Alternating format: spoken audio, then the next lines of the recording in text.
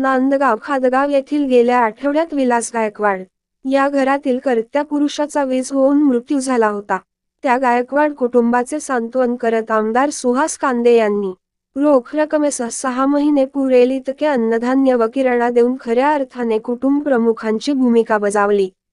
या मयत विलास गायकवाडच्या कुटुंबातील वृद्ध आई, वडील, पत्नी, 1.5 वर्षाचा मुलगा, 1.5 महिन्याची मुलगी असा परिवार आहे।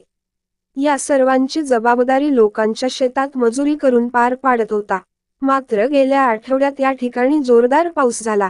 त्यावेळी विलास गायकवाड हा मका लागवड करण्याच्या कामासाठी शेतात जात असताना त्याच्यावर वीज कोसळून त्याचा जागीच मृत्यू ओढवला होता।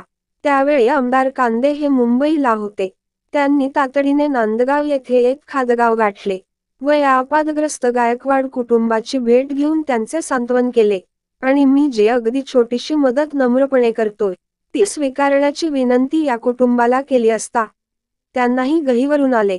आमदार सुहास कांदे यांनी यावेळी सदर गायकवाड कुटुंबाला रोख रक्कम 50,000 रुपये, 2 क्विंटल धान्य, 6 महिने पुरेल इतका जीवनावश्यक किराणा दिला आणि या मृत विलासच्या पत्नीला आपल्या कुटुंबाचे पालन पोषण करणे सुलभ व्हावे यास्तव कुठेतरी शिपाई किंवा तत्सम नोकरी मिळवून देण्याचे आश्वासन दिलेच।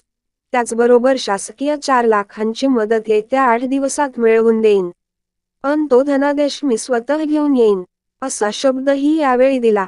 या प्रसंगी राजेंद्र पवार, बबलू पाटील, प्रकाश घुगे, किशोर लहाने, अंकुश कातकडे, शाईनाथ गिडगे, सोमनाथ घुगे, मनमाड शहर पोलीस निरीक्षक अशोक घुगे आदीसह शेकडो शेतकरी, ग्रामस्थ उपस्थित होते।